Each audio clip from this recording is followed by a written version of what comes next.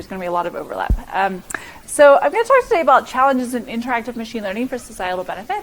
But I want to start kind of a little bit more broad level, which is I think it's a really exciting time in many ways for education. We know that sort of the access to education is broadening substantially. Part of this is due to things like the Millennium Development Goals, which want everybody to be able to have primary school education. And partly it's due to things like technology, that we are starting to have access for almost everybody in the globe to have smartphones. And that can be a really powerful tool to disseminate all sorts of different educational content. I also think that things like MOOCs, of course, which Johns Hopkins is doing a lot of great work on, are other really powerful tools for disseminating and increasing access to education. But what I'm going to argue is that I think that access to education is not enough. So a few years ago, when I was a graduate student, I was tutoring a student in algebra. And he was already a senior in high school, so you could argue he was already about 4 years behind where he should have been in terms of his math knowledge. But unfortunately, it turned out that that was not the limit of his math knowledge. In trying to teach him about sort of basic linear equations, I realized that he didn't understand fractions. So really, he wasn't about 4 years behind in math. He was about 8 years behind in math. And he was about to graduate, and get a degree, get his high school diploma, and then be launched into sort of a knowledge economy where these type of skills are absolutely essential. And unfortunately, he's not alone. So back in the 1980s, there was a campaign launched by an American fast food restaurant called A&W to try to compete with McDonald's Quarter Pounder. And their brilliant innovation was to introduce the Third Pounder. They were pricing it for the same amount as the Quarter Pounder. They did taste tests, and people liked the beef. That all went well. And they launched it, and the product flopped. And the product flopped because Americans were unwilling to pay the same amount for less beef. So if you're not laughing, then maybe you also should use my tutor. So this, unfortunately, I don't think has changed much in the last 20 or 30 years. There are many, many Americans that still struggle with very, very basic concepts of whether 1/3 or 1/4 is larger. I suspect nobody in this room does. But I think that this illustrates that we can't just be changing access to education, we have to be changing education quality. And in particular, that we have an enormous number of individuals these days that are coming from a place where they don't even have the basic skills they need, and we can't rely on sort of the standard tools to help them teach them that, because it would take us 12 years or 16 years for them to catch up. And they need to be able to really quickly remediate or really quickly reskill in order to be part of today's knowledge economy. And so I think to do that, we need different types of tutoring systems and different types of technology. Now, there's been some really exciting advances in educational technology. In particular, I put up here the Open Learning Initiative Statistics Tutor, which is one of a few different tutors that has shown that sometimes we can get substantially faster learning with similar results. So for the statistics tutor, they showed that in kind of a modified blended learning scenario where they were using this tutor and they had some in classroom time, that students were learning the same amount in half the time. So you only needed half the semester to teach the same content and get the same scores on the post-test, the same sort of overall learning outcomes. So I think this is tremendously exciting, but it's incredibly intensive on the human side. So what I mean by that is that creating these sorts of tutoring systems typically takes on the order of 2 years with maybe 5 PhDs, 5 college graduates, huge amount of domain expertise in order to make a single tutoring system. And I would argue that's one of the reasons why we don't see the sort of proliferation of intelligent tutoring systems right now. It's just, there's too high of a cost barrier to make them. But I think that we could start to do a lot of this in a more automatic way. In particular, I come from thinking about all of this from the perspective of decision-making and sequential decision-making. And so I really think about most of the things, the systems that we could instantiate as being in a loop, where we could have sort of a tutoring system that is trying to design some instructional policy and is modeling the student in some way, some statistical model of a student. It's using that to teach students, that's generating data, and then that's giving us that data to close the loop and figure out how we should be better teaching students. And I think that if we could have these type of systems, we could significantly reduce the barrier to being able to deploy sort of really effective intelligent tutoring systems, and we might be able to significantly exceed the performance of these intelligent tutoring systems. So that's sort of one of the visions I'm really excited about. And I think more broadly, the work that we do in my lab is really to try to transform human potential by advancing interactive machine learning.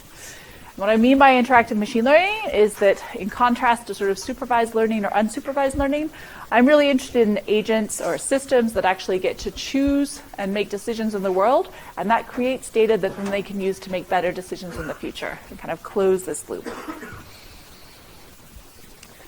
Now, what I'm going to talk about today is sort of more data-efficient learning in domains where it matters, focusing on education. And what I mean by that is I, like everybody else, are super excited by big data. But in the domains that I think about, which is mostly education and a little bit about healthcare, every single data point has to do with interacting with a person. And so I think particularly when we have interactive machine learning systems, we have to really leverage all of our sort of, really, really smart machine learning algorithms to try to make them take best use of this data so that we're not sort of squandering the opportunity or wasting people's time. So I think that thinking about data-efficient learning is critical when we start to think about how do we advance human potential. So before I do this, I'm just going to do a quick overview on Markov decision processes. If you've taken an undergrad AI class, you've probably seen this, but I'll just do it briefly so that we're all sort of up to speed.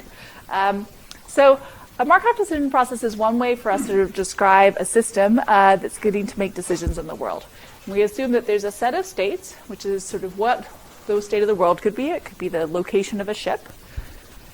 And there's a set of interventions, or we're going to call them actions, that the agent could take, things like turning the rudder or putting up the sail. And we're going to assume that this causes a probabilistic state transition. So it's going to change the state of the world in some way, and it's normally going to be done in a stochastic way. We're also going to assume that there's a reward function. For example, sailing over to where there are pirates might give you a large negative reward. Sailing over to where there are spices might give you a large positive reward. And we're also going to assume that you might care about more recent rewards more than later rewards. And that's what our discount factor will encode. And in these type of scenarios, what we're typically interested in is policies, which is mappings from states to actions. If I'm in this situation, what should I do? Should I pull the rudder up or not? And the way we're going to evaluate the quality of a policy is what is the expected discounted sum of future rewards I get by following that policy or strategy. So that allows us to compare across different policies because we can say, well, which of them give us the highest expected sum of rewards, which we're also going to call the value. Which of them have higher value? So we're basically going to be trying to maximize our expected sum of future rewards. Now, in reinforcement learning, which I'm going to talk about mostly today, the problem gets even a little bit harder because the dynamics and the reward model are unknown. So we don't know what happens to our ship, or we don't know where there are rewards, and yet we still want to maximize our expected sum of future rewards, even without that knowledge in advance. So there's a lot of really interesting technical challenges to trying to address that. And today I'm going to talk about sort of, given that setting of decision making, how do we, so pretty much throughout this, whenever I'm talking about learners, I'm going to be talking about this sort of interactive machine learning learners, as opposed to supervised learning or unsupervised learning. And what I'm going to start by talking about is how do we better use old data?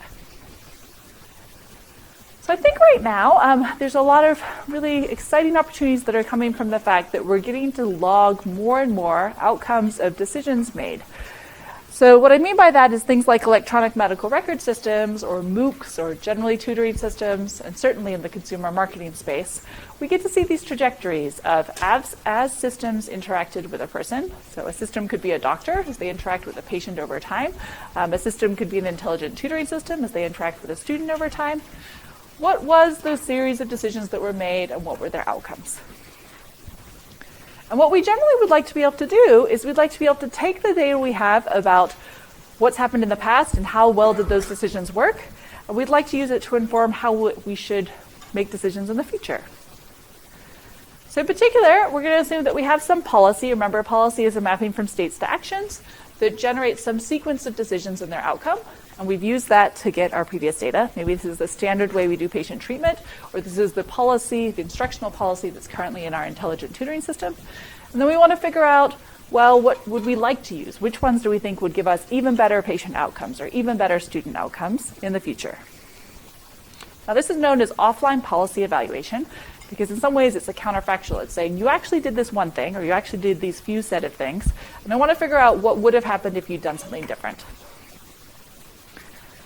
But before we get to this part, there's sort of this big question we have to decide on, which is how do we even decide what our policy structure is? And what I mean by that is sort of what is the state representation we're going to use? So this is the game Refraction. It's a game that was developed by the Center for Game Science by my collaborators Zoran Popovic. And in this, the student is trying to split laser beams in order to fuel spaceships. And in this, there's sort of a number of different questions we could try to answer about, which level do we give to the student when in order to enhance engagement and learning. So a level here could be characterized by multiple things, but in a simplest case would be something like, are we asking them to divide by thirds? Are we asking them to divide by other forms of fractions, like halves? Are we asking them to do other forms of spatial reasoning? Like, what is that level about?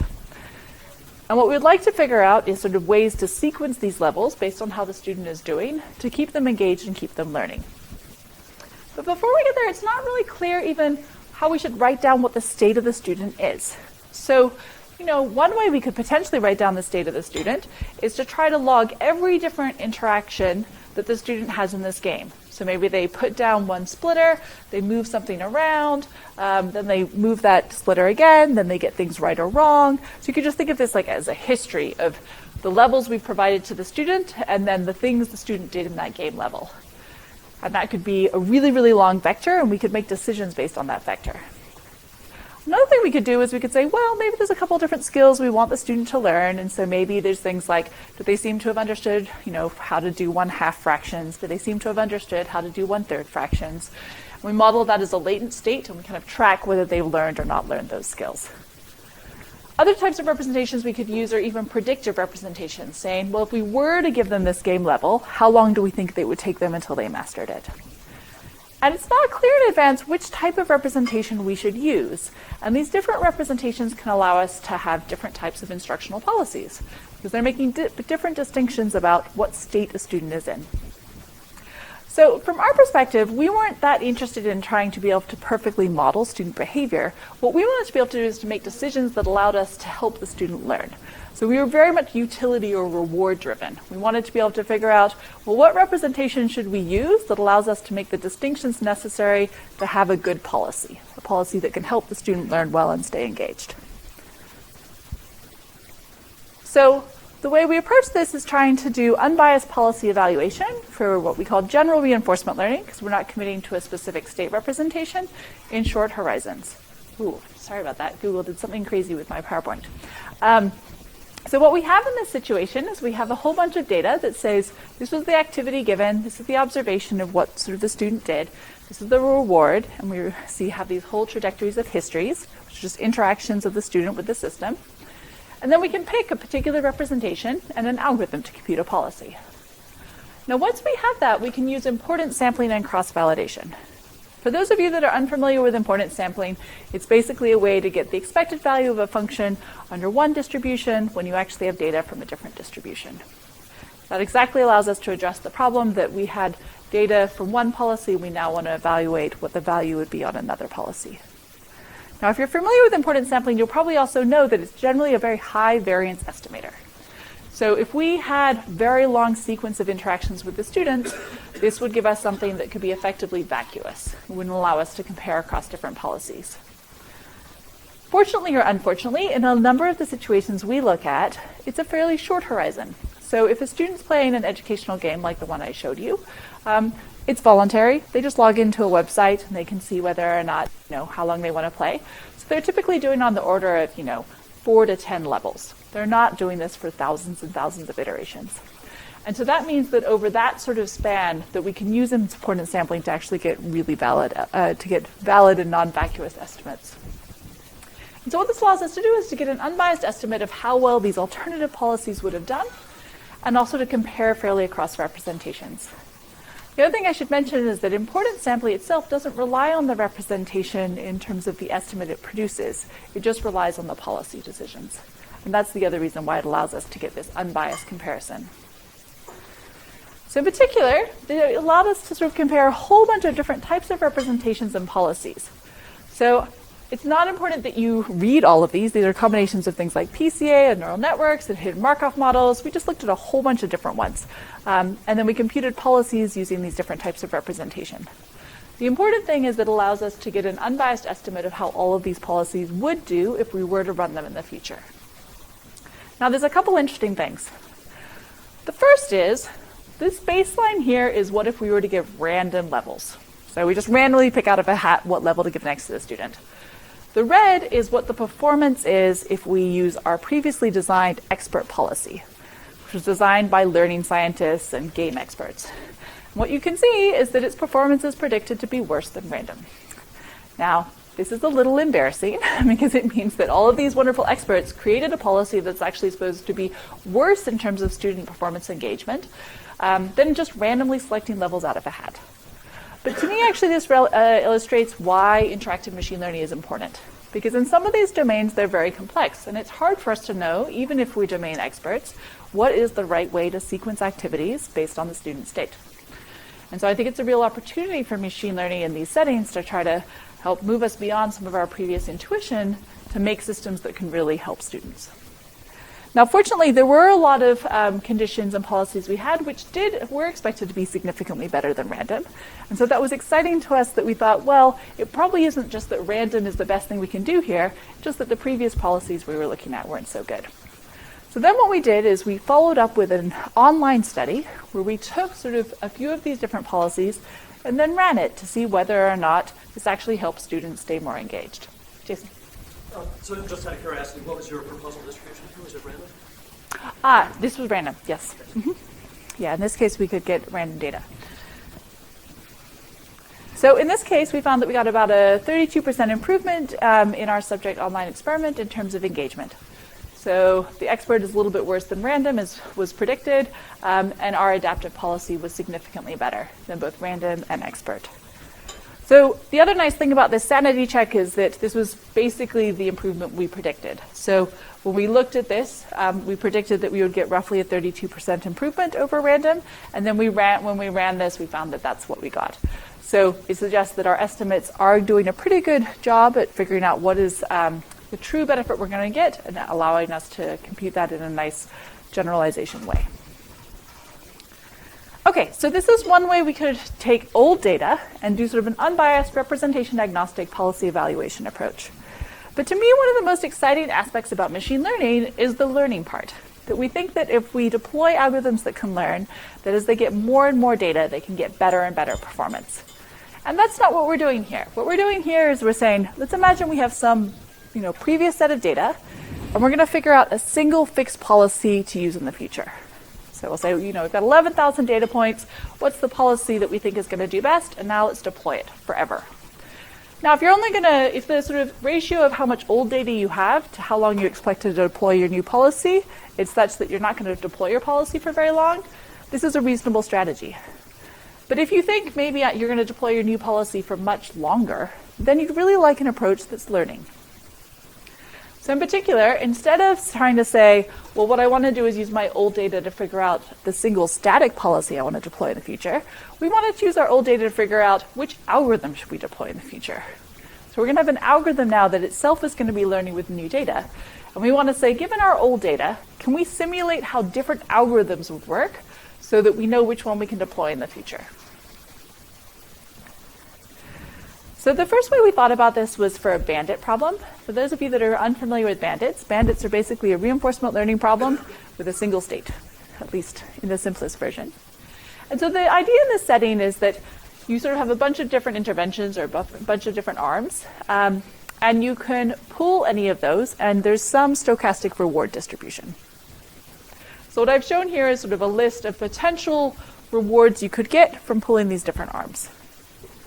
And what we would like to be able to do is to say, well, I've got this old data, and I got that from running some algorithm or some set of algorithms. How could I use that old data to try to predict how new algorithms would work and which algorithm I should deploy in the future? So one idea is that you could take that data and you could build a simulator. You could say, I'm going to use some parametric function or non-parametric function to represent what is the distribution of rewards I get for each of those different arms. Another idea that was proposed recently was to use rejection sampling in order to evaluate new algorithms. The third idea that we're proposing is something called a queue-based approach. It's a very simple idea, and I'll explain it in a second. The key benefits it has over the previous approaches is that it can be much lower biased than a simulator approach, because it doesn't have to make particular parametric assumptions about your data. And it also doesn't allow you to extrapolate a lot more than you might have data to support. But it also can be much more sample efficient than rejection sampling, which is important because if you can only sort of fake simulate your algorithm for 1 or 2 steps, then it can be really hard to compare across algorithms. You generally want to be able to fake simulate your algorithm for as much time as you can, or as much data as you can, to get a good estimate of its performance. So how does this work? So let's imagine that we have all of this data. And so again, remember that this is, I pulled ARM2 and I got 0.74 reward once. I pulled ARM1 and I got 0.91 reward once, etc. So now let's just reorganize our data and put them into queues. So just all the rewards I got from pulling ARM1, all the rewards I got from pulling ARM2, etc. So now we have our queues and we have our algorithm. Let's say our Bandit algorithm first says, let's choose ARM2. So then I go to my queue for ARM2 and I say, do I have any rewards for ARM2 in my queue? And I do. I have 0.74. So I pop that and I feed it into my algorithm. So now my queue for A2 no longer has 0.74, and my algorithm has now been updated to whatever new state it's in, given that it's sort of seen this observation once. So we're simulating as if the algorithm was working online.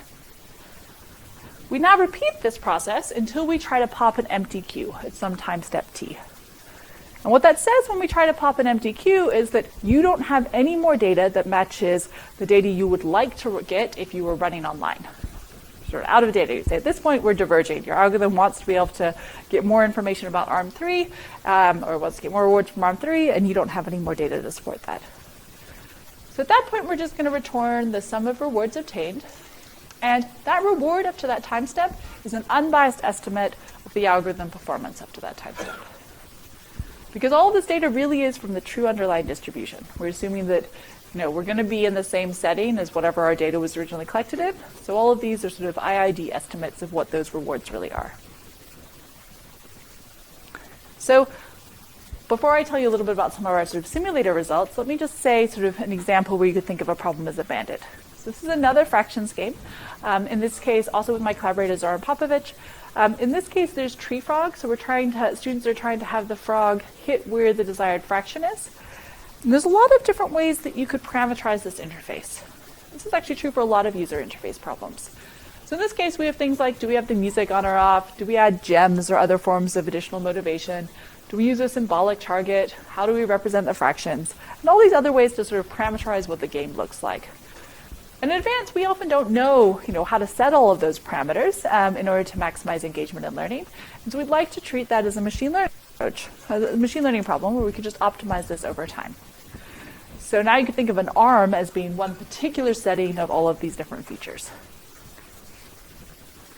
How many arms are you dealing with? In this case, I don't remember, probably on the order of like 100 or something. Not enormous in this case. All right, I apologize in advance for all the times that the PowerPoint to Google conversion is yucky. So what we can see here is a comparison of how much of our data we can use to evaluate our algorithms. So these are just different forms of algorithms. Some of them have to do with Thompson sampling, if you're familiar with it. It's not so important. The important thing is that this is an approach that had been proposed recently called rejection sampling, and this is our queue-based approach. And what this is showing on the y-axis is how long could we fake simulate our algorithm for. So we always have the same fixed amount of old data, and this is just showing us, given that old data, how long were we able to evaluate our algorithms. Now the Thompson-based algorithms are stochastic, and these other two algorithms are deterministic in the arms that in their choices of arms they pool. And what you can see here is we're getting much better sample efficiency from our approach. That's the gray bars. And the reason for this is that the other approach tends to throw out a lot of data. In our case, we don't throw out that data nearly as much because we keep going until that queue gets empty. And the reason that's important is as follows. So this is a slightly weird shape. I'm happy to tell you offline why these algorithms behave that way. But essentially here we're comparing 3 different algorithms. And then this is showing you how those algorithms perform over time.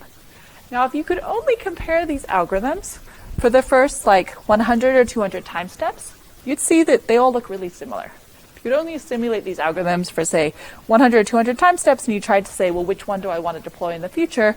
You'd probably say, doesn't matter. They all look really similar. I just can't tell. But when our algorithm, our approach to evaluation can simulate out to sort of 2,000 time steps, you can start to see very big differences across the algorithms. And so then that allows us to make a much better informed choice about which algorithm we want to deploy in the future. Okay, so I've just told you about a few different things we've been doing in my group of how do we better use old data. But we're also continuing to work on this in many different ways, including how can we do offline evaluation of reinforcement learning algorithms, and what sort of guarantees we can get in the resulting estimates. Okay, the second thing I want to talk about is more data-efficient reinforcement learning. So I've just been telling you about one way we could sort of evaluate in an offline way different RL algorithms, and how do we best use our old data to get good estimates of their performance. But of course, in general, you also want those algorithms themselves to be data efficient. So we want reinforcement learning algorithms that as they're fed data, do the best possible thing with that data so they don't have very much data to make good decisions. So in this case, we can think of the fact that we sort of have, this closed loop where we're making decisions, maybe using that to teach students or act in the world in some way, generating data and closing.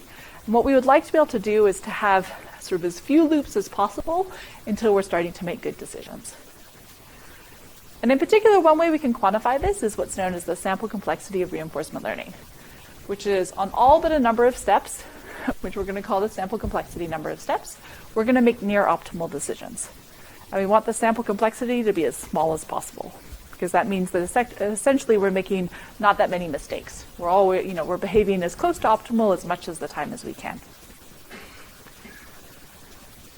So we've introduced several different approaches for trying to be more sample efficient in a way that sort of minimizes the sample complexity for settings that we think are particularly important in kind of these human potential domains.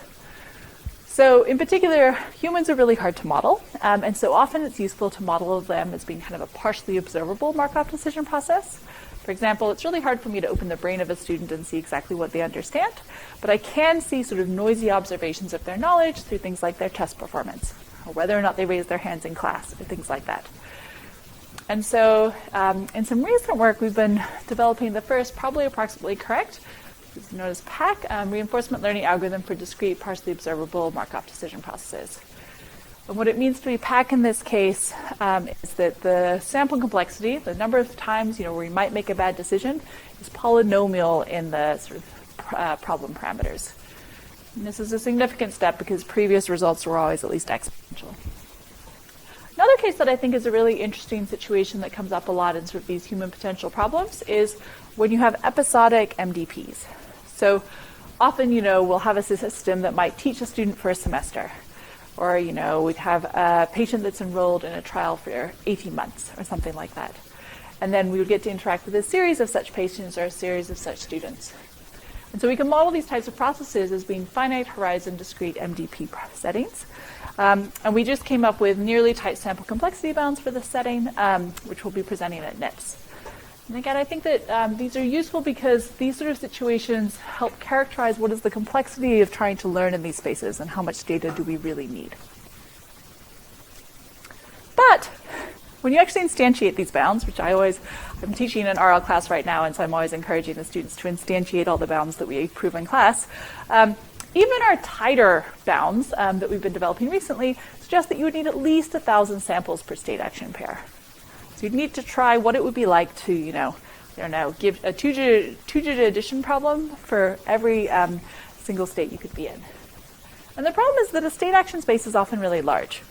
So if you think about something like elementary school math, you could easily write down 100 different skills that the student might be trying to learn in that textbook. So things like one-digit addition, two-digit addition with carry, two-digit subtraction, and a whole bunch of other skills. So that means that naively we would have a 2 to the 100 possible knowledge states of the student, indicating whether they know or don't know each of those skills. So that's roughly 10 to the 30, and if we're going to need 1,000 samples for each of those 10 to the 30 states, it's going to be completely crazy, right? Like we're going to just take eons to try to learn how to act in this space. So it's definitely not tractable. So we've also been thinking about sort of other approaches we could take in a more practical way to try to reduce the sample complexity in these situations. And one of the intuitions is, like many others, how do we leverage structure? So how do we leverage structure in the real type of domains we see in order to speed learning?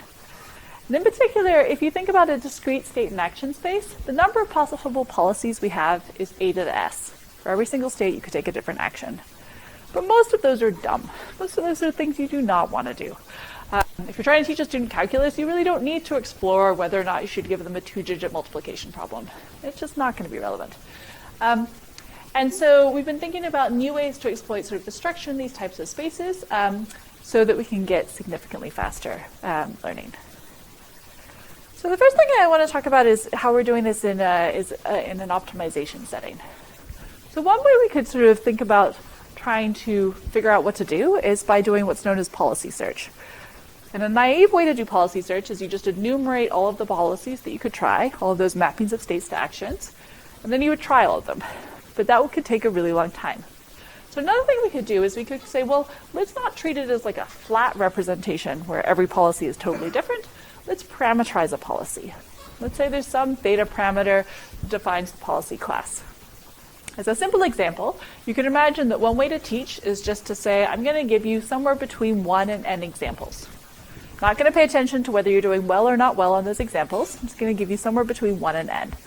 And so now the theta parameter would be what is the n you choose. And then you could see the value of the policy is how well does that, how well do students learn under that policy. And so the nice thing about doing this sort of parameterization is you can then think of this as just a standard optimization problem. So this is a figure from one of my colleagues, Alan Fern.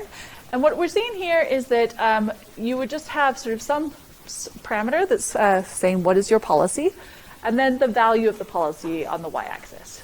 And there's just some shape, some function. We don't know what it is. And we would like to find the maximum of that. Finding the maximum of that function just corresponds to finding the policy that has the best performance. Now, I'm sure I don't have to tell many of you in the audience that there's been a lot of work on optimization, and we can leverage a lot of that in this case. And in particular, there's been a lot of excitement around Bayesian optimization and Gaussian processes as ways to do really fast optimization. Now, in those sort of ways, what sort of the existing approaches for doing this in the context of control typically goes something like the following. We're going to have some parameterization of the policy. We're going to use Bayesian optimizations with a Gaussian process to suggest what is the next policy we should try in the real world. We take that policy, we execute it in the environment for t steps, and we get some total reward. That now forms a new pair, which is the combination of our parameterized policy and the reward we get. And we feed that back to our Gaussian process. We say, hey, if you do this policy, this is the reward we get. Gives us another point on our function, and then Bayesian optimization says, okay, based on that, I think this is the next point you want to try if you're trying to learn what the max is of the function. You can equivalently do this for the min. But in our case, there's actually a lot more structure than this. So people have used this for things like like optimizing the gait trajectories of robots. But they've tended to just take this very black box approach. But I just spent the first part of my talk talking about, well, how do we use existing old data in a most sample efficient way so that we can get better performance?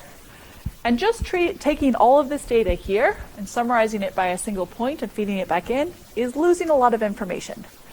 So in particular, this has given us a whole trajectory of how well this policy did in this environment. And we can use the types of techniques I mentioned earlier to do offline policy evaluation of alternative policies we could have tried. And so you can think of this as a way to give in other alternative sort of fake combinations of a policy and a reward, where we can get the estimate of that reward by doing offline policy evaluation. So that can significantly increase our sample efficiency. Because instead of getting only 1 point on that plot every time we run a policy in the environment, we might be able to get 10 or 20 points because we can do all of this offline evaluation about how well other policies would have worked. So we did this recently as in the context of sort of like a moot, a small module we have on teaching people histograms. I'm happy to talk more offline why we picked histograms. Essentially, it's because we think that statistical knowledge is critical, and histograms happen to be a topic that even after statistics classes, people often still don't understand.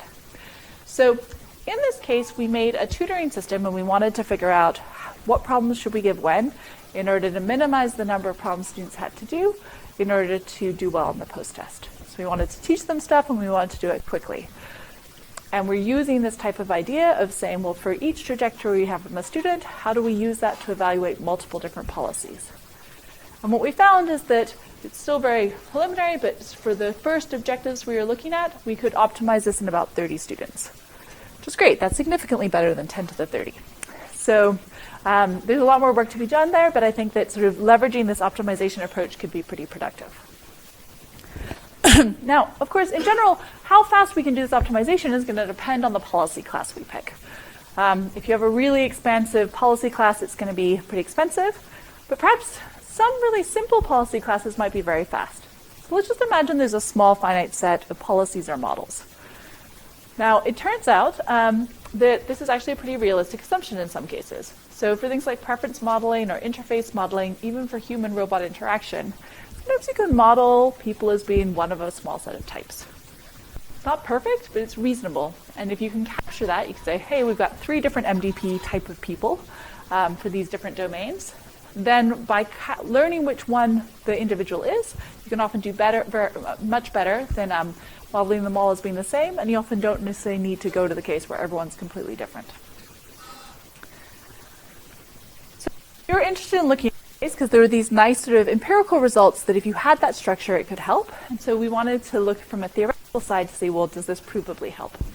And one of the first things we did is we said, well, look, if you only have a latent finite set of models, there's only, say, 5 MDPs that the world could be, you can actually treat this as a partially observable planning problem. And if you only have a small set of latent variables, this is very tractable. And what this means is that you can get near optimal expected reward with respect to your initial uncertainty over the models. That's pretty nice. The other thing you can do is that if you have a small set of different policies you're considering, we can get regret that scales sort of linearly with that size of that policy set and independent of the size of the actual domains. But of course, you might wonder, where did these come from? So this is all assuming that structure is given to you. But in reality, we often don't know whether that structure is present or not. And even if it is present, we don't know what those actual models are. And so that's going to bring me to the last part of my talk, which is how do we learn across users? So how do we learn this type of structure as we interact in the domain? So when we were first curious about this, we were trying to figure out, well, does it even matter? I mean, maybe we don't have even 3 sets of models. Maybe we just have a single model. Maybe all students can be modeled as basically identical. And so to examine this, what we looked at is we looked at a popular Markov model of student learning and fit some data. And we compared if we fit all students as each having their own individual HMM parameters to students having one shared model. And then what we did is, because I'm a person interested in decision making, I said, well, what we would like to know is whether or not those differences in the models actually contribute to anything important in terms of the decisions we would make. So in particular, if we had to predict sort of the expected number of times or opportunities the students would need to learn, does it vary a lot if we use their own individual model versus the sort of broad population model? And the answer is, for over a third of the students, they were predicted to get the wrong amount of practice if we used the sort of generic model compared to their own individual model. And what I mean by that is that some students were predicted to be given twice as much practice as what they actually needed, which is sort of like, holding people back for a year when they could have advanced. And other people were being advanced before they had actually mastered the material. So this suggested to us that there were some salient differences that actually affect instructional decision making across different types of learners. Now, of course, if we actually had to model everybody as being completely different, this might be a really hard problem. But it turns out that, like in some of those other domains I just mentioned, that often you can do pretty well by approximating students as being sort of one of a small finite set of models. So we viewed this as sort of a generic instance of like personalization and transfer learning for sequential decision-making tasks. So now our hypothesis is that we would have, say, a tutoring system that's teaching a series of students, and that there might be sort of a finite number of different types of students that it was teaching. And we'd like to be able to figure out if we could guarantee that learning speed increases across tasks. So again, there's been some work on transfer learning and sequential decision-making tasks, mostly for robotics applications. where they had some nice empirical benefit, and we wanted to see if we could have some formal theoretical benefit that we're actually creating algorithms that are learning faster and faster as they do more tasks. So formally, we want to see if the number of mistakes we make can get smaller in a bounded way by leveraging prior task knowledge. So here's the scenario. This is joint work with Li-Hong Li. Let's imagine there's a small set of different Markov decision processes. And what happens is that you select from that set, you sample one, you act in it for a certain number of steps, and then you sample another MDP. And then you act in that for a number of steps. So you just have a series of MDP tasks where you act in each task for 8 steps, but you don't know the identity of each task. So you don't know whether you're a yellow, red, or green MDP. And you also don't know what those parameters are of the MDPs. So what we're assuming here is that there is some underlying structure. There's some sort of small finite number of tasks that we could be in, some finite number of different types of students, but we don't know the parameters of those types of students, and we also don't know what the identity is of any of the tasks we're in. So there are 2 key questions in this scenario. First of all, how do we summarize past experience in the old tasks? And then the second question is, how do we use this prior experience in terms of speeding learning in new tasks? Now, we are going to be assuming in this case that everything is finite. So there's only sort of a finite number of different tasks. And what we're going to do in this situation is try to actually learn the models of the tasks from data. So we have the following situation. We're sort of acting in a series of tasks. We have data from what happened from those, and we'd like to use it to infer what those underlying tasks are. Now, of course, if we knew what the identity was of each of those tasks we've done, this would be a trivial problem. But we don't, so it's a latent variable modeling problem. Now, as I'm sure I don't have to tell anybody in the audience, this is formally a very hard problem. Latent variable modeling is tricky. And things like expectation maximization often work well in practice, but have very weak theoretical guarantees. But there's been some really exciting work in things like method of moments and spectral learning that now give us finite sample bounds on the learned parameter estimates. And they tend to make either one of 2 following assumptions. So the first assumption I'm going to talk about is separability. So in my context, what that means is for any 2 finite state in action MDPs, MI and MJ, there has to exist at least one state action pair where their models differ. What I mean by their models here is if you sort of made a vector of their transition and reward parameters in some norm, like a 1 norm or a 2 norm, they have to be different. Now this, depending on your intuition for control, this may or may not sound like a strong assumption. But in fact, in order to guarantee near optimal performance, very small differences in the models are irrelevant. You can prove this, which implies that the above property always holds in discrete state and action MDPs.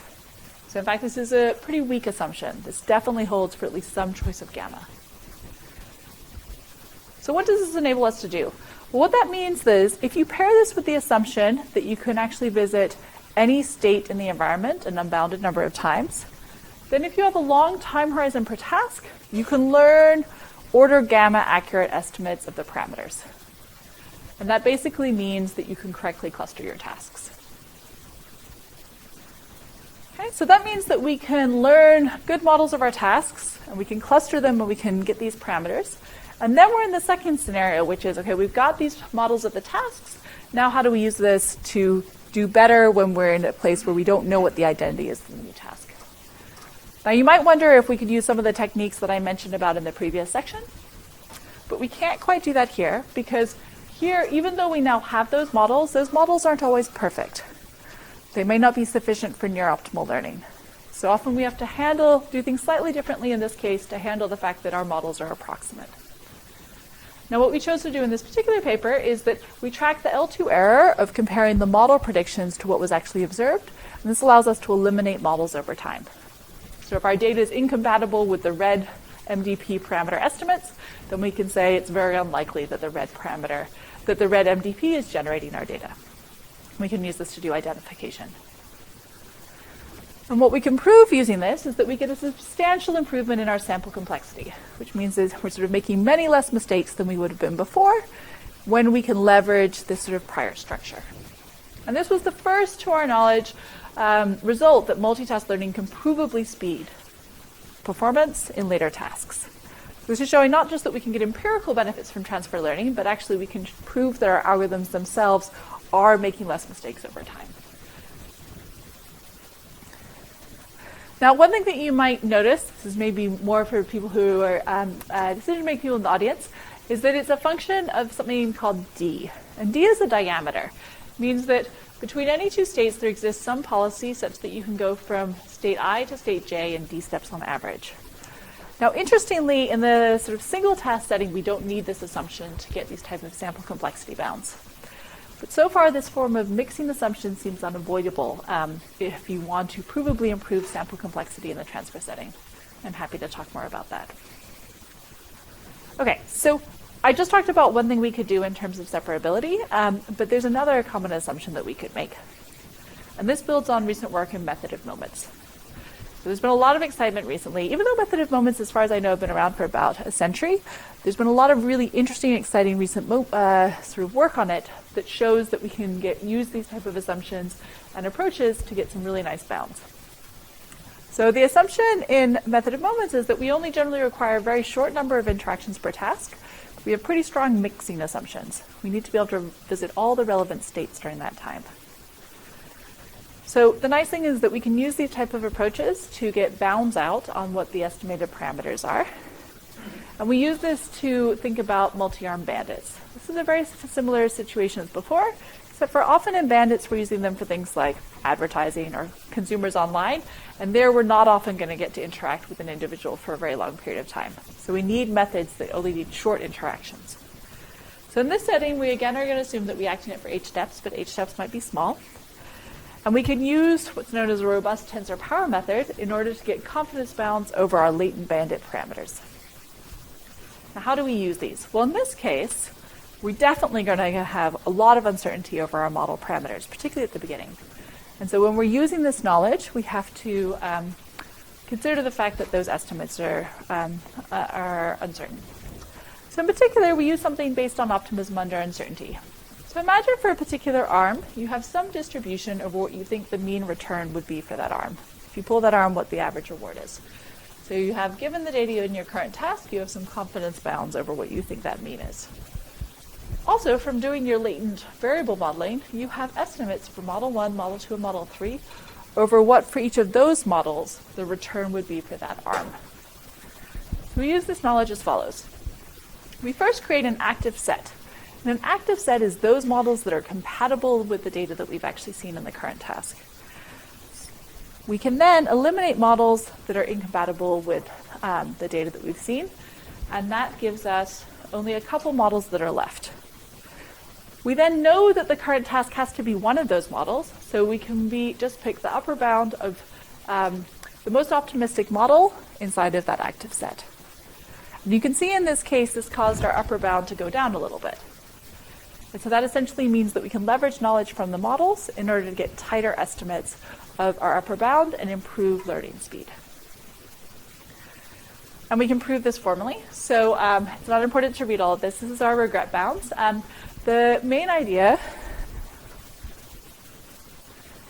is that we can end up getting a result where the regret converges to as if we were given the models. And as you might expect, if you're given the models from sort of the approach that I just showed you, we can use that to accelerate learning or improve regret. So the nice thing about this is to say, well, I showed you in the previous section that if you did know what the models were, we could get better performance. And now I'm saying even if you don't know what the models are in advance, we can get similar benefits in the online case where we can actually learn this structure and leverage it to improve learning. Now, we've actually been doing a lot of general work in this area of sort of multitask learning and transfer learning and partial personalization, using sort of, I would call these two different types of approaches to doing latent variable modeling. We've been thinking about it for the concurrent setting, where often instead of it being sequential transfer, you're in fact just doing many different tasks in parallel. It's kind of the opposite of the multi-agent setting. Multi-agents are like robot soccer. We have a bunch of robots all playing together, doing the same task. Here we have a single agent making decisions for many students doing separate tasks. So we can show we can get similar benefits in this setting. And then also we've been doing some work on contextual latent bandits. So in this case, I think it's sort of a nice example of how sort of all of the threads that I've been talking about today come together. So this is to address the issue of news personalization. The idea is we'd like to solve the cold start problem. So if we don't know anything about the user, we'd like to be able to provide them with good recommendations early. Our hypothesis was that there might also be these latent classes of different users. So there might be the 45-year-olds that really like science and technology and the 60-year-olds that really like Britney Spears. And so if you could detect that, then you'd be able to give them better recommendations. So what we're showing here is that, so this is data from Yahoo. We had about 1 million data points from Yahoo. Now, Yahoo doesn't want to directly deploy our algorithm unless we can prove that it's actually going to be better.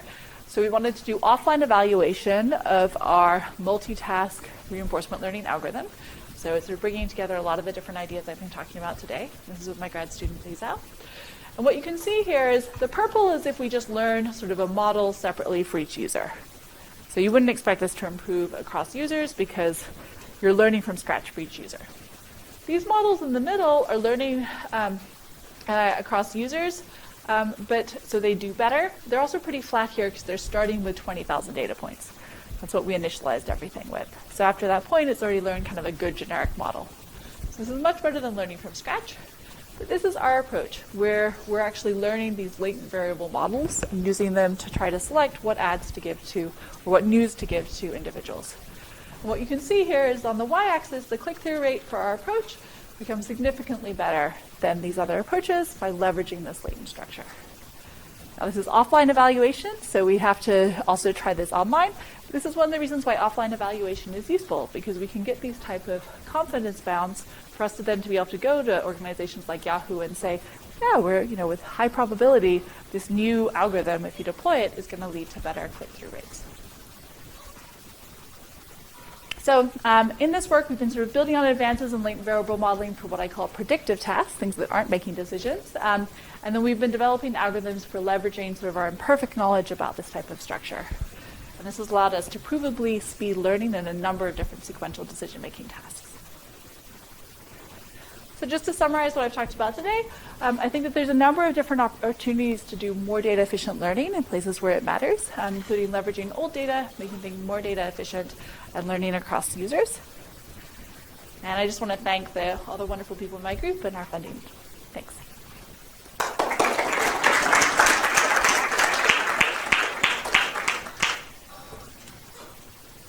Any questions?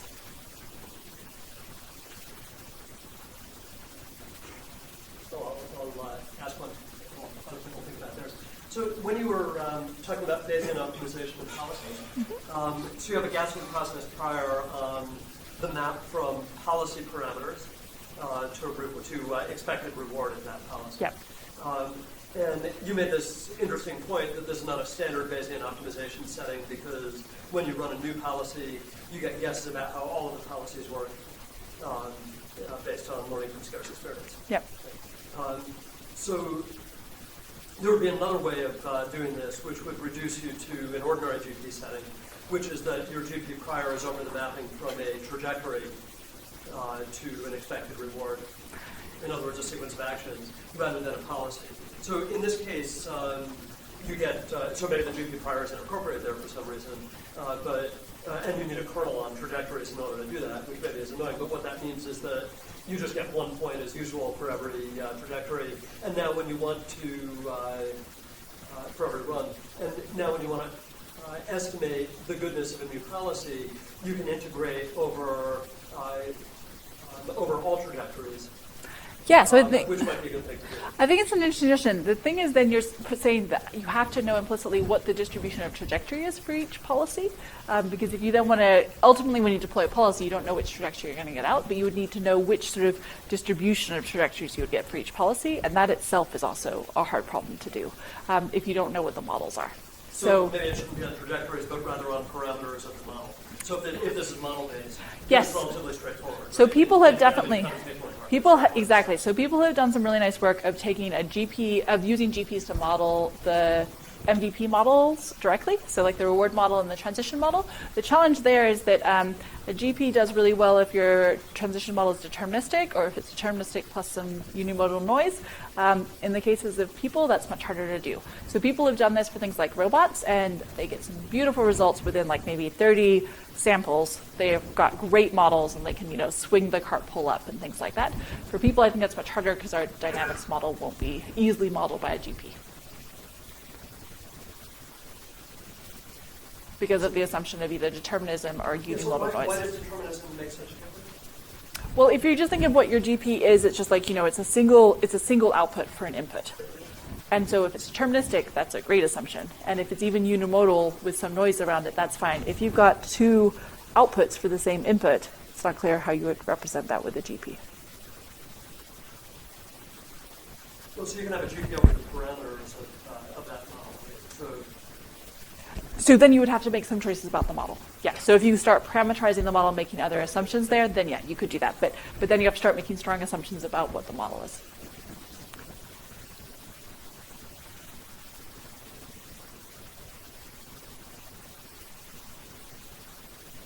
Yeah.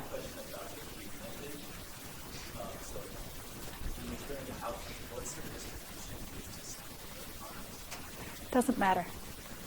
Doesn't matter, because we're assuming that when you get a sample from the arm, it's IID from whatever the real reward distribution is for that arm. And so then when we are then using it to simulate, you really are drawing from the same distribution as what the true rewards are coming from. So because we're assuming that the reward for each arm is completely independent, which is standard for bandits, and that the distribution of samples is IID given that arm, that's okay. Yeah. So also a question about the Q method. Because of the IID-ness of each arm, you can permute the Q for each arm and get additional data that way. And we do it, yeah. So we rerun that many times, and that's how you can get some of the confidence in it. So there's a further thing you might do, and I'm wondering how this, where this screws up the analysis, because I'm assuming it does. You could do just bootstrap resampling of the reward. Sample with replacement.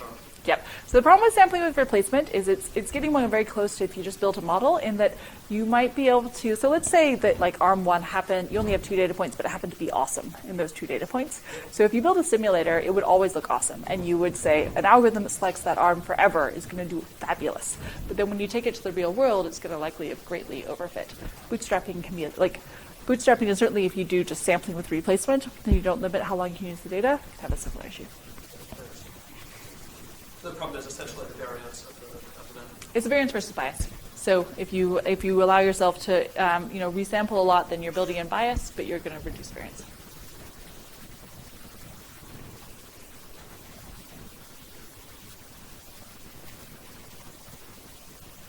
All right, thanks.